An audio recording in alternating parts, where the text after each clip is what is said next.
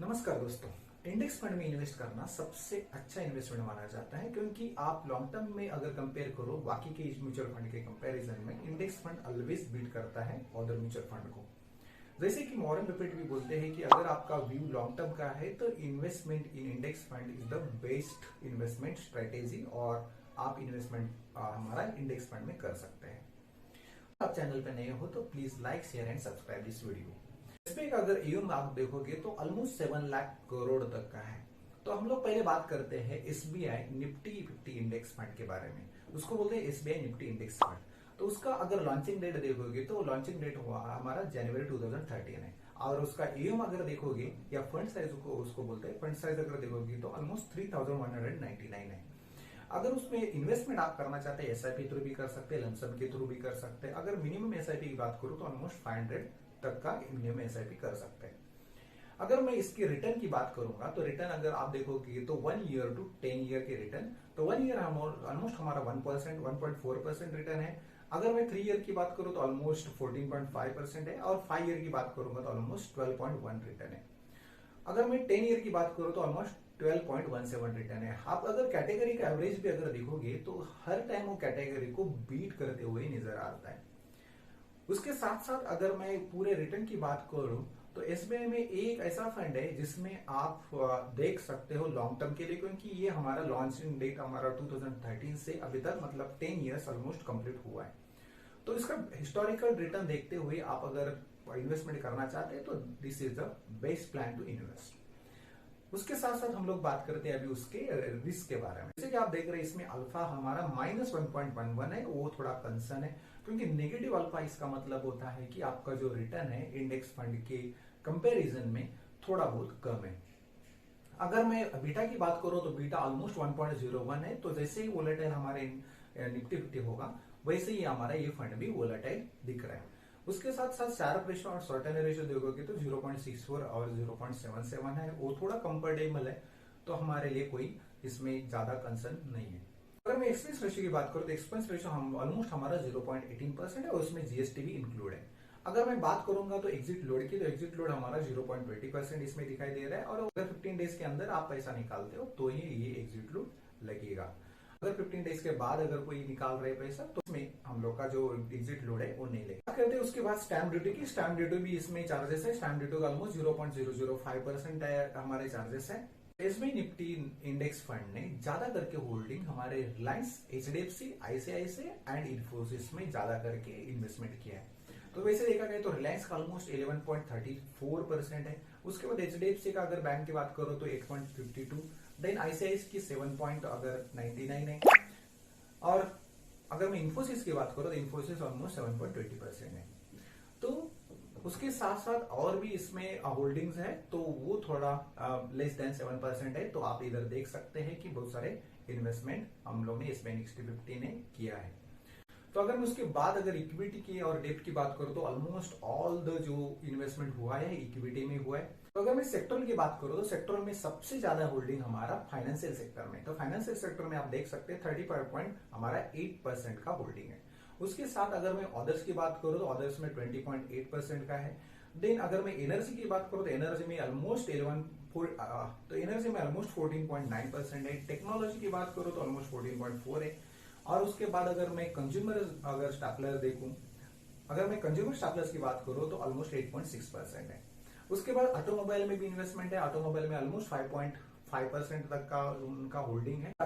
तो आइए बात करते हैं हमारे नेक्स्ट हमारा इंडेक्स फंड के बारे में। तो वो है SBI Nifty next 50 index fund. तो जो एसबीआई निफ्टी नेक्स्ट 50 फंड है उसका एक्चुअली लॉन्चिंग डेट आप अगर देखोगे तो अप्रैल 2021 में है लॉन्चिंग हुआ है। उसके बाद अगर उसका अगर फंड साइज देखोगे तो फंड साइज ऑलमोस्ट 481.37 करोड़ का है। और उसके साथ अगर मैं एसआईपी की बात करूं तो 500 से आप स्टार्ट कर सकते हैं एसआईपी। आप देख सकते हैं एसबीआई निफ्टी नेक्स्ट 50 को अभी तक 5 इयर्स हुआ नहीं, तो मैंने इधर रिटर्न आपको 6 मंथ टू ऑल मतलब अब तक का मैंने रिटर्न दिखाया है। तो आप देखते हैं 6 मंथ का देखते हैं 15.4% दिखाई दे रहे हैं। उसके बाद अगर मैं 1 ईयर की बात करूं तो ऑलमोस्ट 1.5% है। और मैं ऑल सिंस इंस्पेक्शन की बात करूं तो ऑलमोस्ट हमारा 15.4% तक का रिटर्न दिखाई दे रहा है। तो वैसे अगर देखा जाए तो कैटेगरी को ऑलवेज बीट कर रहा है नजर आ रहा है। तो उसके रिस्क की बात करूं तो रिस्क में आप इधर alpha beta, Sharpe ratio, shorten ratio, इधर कोई भी अभी अवेलेबल नहीं है। तो आप ये रिस्क को इधर हम लोग जज नहीं कर सकते ये फंड में, क्योंकि अभी हमारा ये फंड आ चुका है। तो अगर मैं एक्सपेंस रेशियो की बात करूं तो एक्सपेंस रेशियो ऑलमोस्ट 0.33% है, जो कंपेरेटिवली उससे ज्यादा है। अगर मैं एग्जिट लोड की बात करूं तो ये 0.25% है, जो 30 डेज के अंदर आप अगर कोई इन्वेस्टमेंट निकालना चाहते हैं तो ही आपको हमारा एग्जिट लोड जो 0.25% है वो लगेगा। स्टैम्प ड्यूटी की बात करूं, स्टैम्प ड्यूटी ऑलमोस्ट 0.05% तक है। तो अगर मैं होल्डिंग की बात करूं तो सबसे ज्यादा इन्वेस्टमेंट हमारा इसमें हुआ है जो अंबुजा सीमेंट में 3.7% तक इन्वेस्टमेंट है।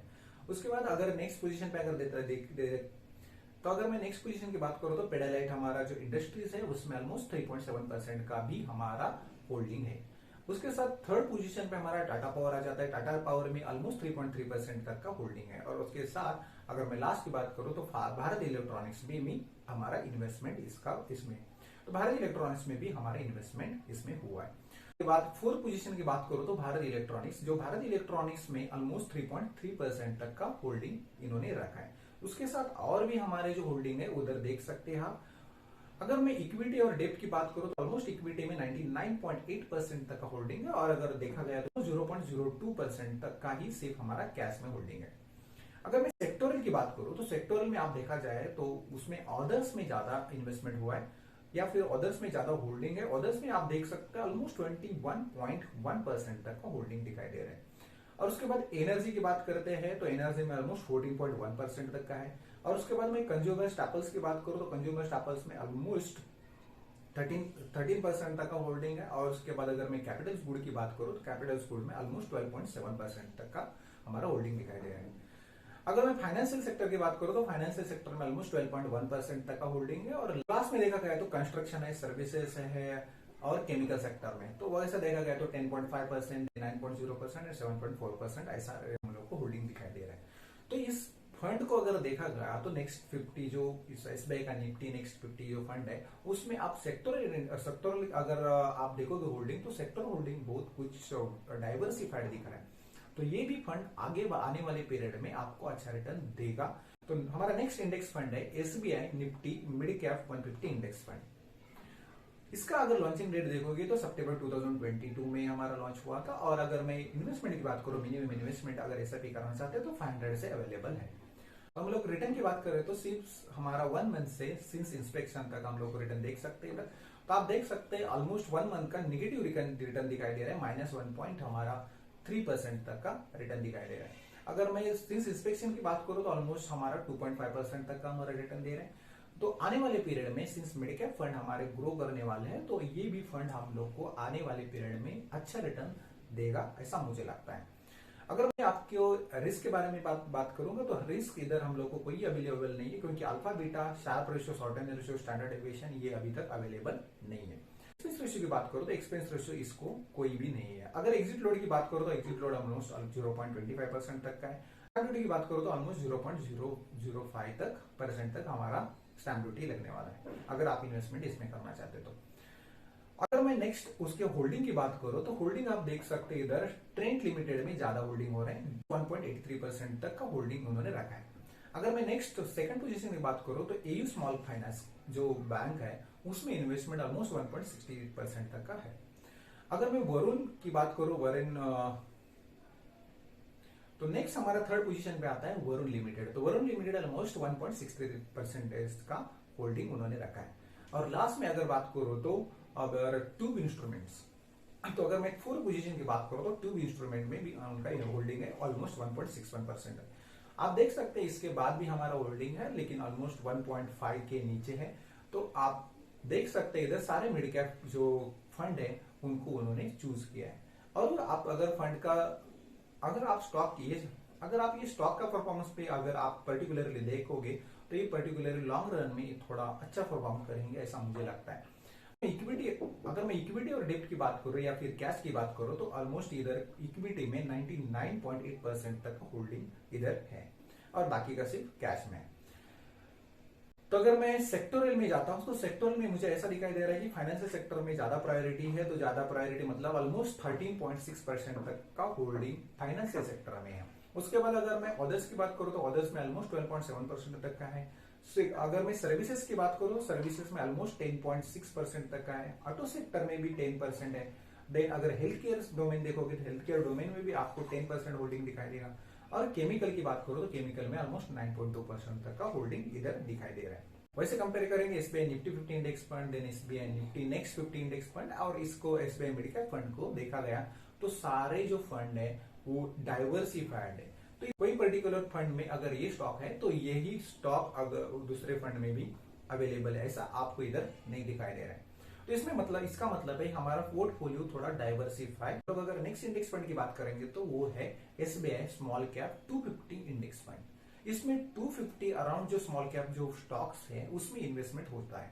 तो मैं लॉन्चिंग डेट देखूंगा तो लॉन्चिंग हुआ है इसका सितंबर 2022 में। तो अगर मैं इसके फंड साइज की बात करूं तो फंड साइज ऑलमोस्ट 135 करोड़ तक है। अगर मैं इन्वेस्टमेंट की बात करूं तो मिनिमम इन्वेस्टमेंट 500 से भी आप स्टार्ट कर सकते हैं ऐसा। अगर मैं रिटर्न की बात करूं, सिंस ये फंड अभी भी जैसे हमारा एसबीआई मिड कैप फंड था जो इंडेक्स फंड था, सेम तरीके से इधर भी आपको रिटर्न हम लोग को अवेलेबल नहीं। तो रिटर्न मैंने इधर 1 month to all since inception तक दिखाया। तो अगर 1 मंथ का अगर रिटर्न देखोगे तो ऑलमोस्ट -2% है, क्योंकि आपको दिखाई दे रहा है कि निफ्टी हमारा ऑलमोस्ट लोअर लेवल पे है, 70,800 तक आ चुका है। तो आप अगर देखोगे तो ये सितंबर 2022 में हमारा जिधर निफ्टी था उसके कंपैरेटिवली हमारा जो निफ्टी अभी दिखाई दे रहा है वो लोअर लेवल पे, इसलिए ये फंड हमारा निगेटिव रिटर्न दे रहा है। अगर मैं सिंस इंस्पेक्शन की बात करूं तो ऑलमोस्ट 2.6% तक का उन्होंने रिटर्न दिया है। इसका मतलब इसमें एक काबिलियत है कि आने वाले पीरियड में ये भी आपको अच्छा वाला रिटर्न दे सकता है।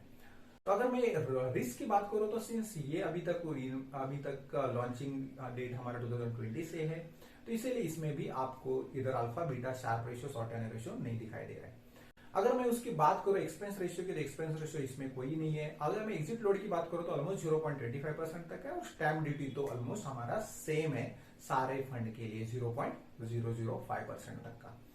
अगर मैं इसकी होल्डिंग की बात करूं, सिंस ये स्मॉल कैप वाले फंड को प्रेफर करते हैं तो होल्डिंग की बात करेंगे, उससे ज्यादा होल्डिंग उन्होंने सिटी यूनियन बैंक में किया है, तो ऑलमोस्ट 1.5% तक होल्डिंग दिखाई दे रहा है। उसके बाद अगर केपीआईटी टेक्नोलॉजी की बात करूं तो केपीआईटी में ऑलमोस्ट 1.3% तक का है। उसके बाद अगर मैं आईडीएफसी लिमिटेड की बात करूं, आईडीएफसी बैंक लिमिटेड की, तो 1.2% तक का होल्डिंग है। उसके बाद अगर मैं रीडिंगटन लिमिटेड की बात करूं तो 1.2% है। और उसके बाद अगर अपोलो टायर्स की बात करूं तो ऑलमोस्ट 1.2% तक का होल्डिंग है। साथ में ये भी आप होल्डिंग देख सकते हैं तो ऑलमोस्ट 1% के अराउंड ही है। तो इसमें भी आप देखोगे तो स्मॉल कैप वाले फंड जो सिलेक्ट किया उन्होंने वो बहुत अच्छे स्टॉक है। इसमें भी आप पर्टिकुलरली स्टॉक्स में जाके भी इन्वेस्ट कर सकते हैं।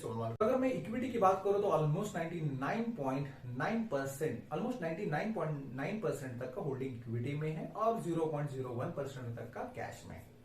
तो उसके सेक्टरल इन्वेस्टमेंट की बात करो, सेक्टर होल्डिंग की बात करो तो आपको इधर दिखाई दे रहा है कि फाइनेंस सेक्टर में सबसे ज्यादा 17.7% तक का होल्डिंग है। उसके साथ सेकंड पोजीशन पे अगर मैं अदर्स की बात करूं तो ऑलमोस्ट 16.6% तक का होल्डिंग है। अगर मैं सर्विसेज की बात करूं तो सर्विसेज में ऑलमोस्ट 13.6% तक है। उसके बाद कैपिटल गुड्स की बात करूं या फिर उसके केमिकल सेक्टर की बात करूं तो ऑलमोस्ट 11.2% एंड 9.5% तक का दिखाई दे रहा है होल्डिंग। और उसके बाद अगर मैं कंस्ट्रक्शन की बात करूं, वह हेल्थ केयर की बात करूं, और अगर मैं कंज्यूमर और टेक्नोलॉजी की बात करूं तो आप इधर होल्डिंग देख सकते हैं ऑलमोस्ट 9.5% से 6.6% तक का है। इसमें निफ्टी 50 इंडेक्स फंड को देखोगे, देन स्मॉल कैप फंड को, मिड कैप फंड को, और आप अगर इसमें नेक्स्ट निफ्टी 50 इंडेक्स फंड को भी देखोगे तो सब जगह पर मुझे इधर डाइवर्सिफिकेशन नजर आ रहा है। तो आने वाले पीरियड में ये सारे फंड आपको अच्छा रिटर्न देने के काबिलियत रखते हैं। आपको इन्वेस्टमेंट करना है और इंडेक्स फंड में करना है तो इंडेक्स फंड में से भी आप कोई कैटेगरी में सिलेक्ट कर सकते हो। मानना है कि अगर आप थोड़ा रिस्की इन्वेस्टर हो तो आप स्मॉल कैप और मिड कैप में इन्वेस्ट कर सकते हो एसबीआई इंडेक्स फंड के। अगर आपको थोड़ा रिस्क फ्री जाना है तो आप एसबीआई निफ्टी 50 और नेक्स्ट 50 इंडेक्स फंड को चूज कर सकते हो। आई होप आपको ये वीडियो अच्छा लगा रहेगा। अगर आपको वीडियो अच्छा लगा है तो please like share and subscribe this video.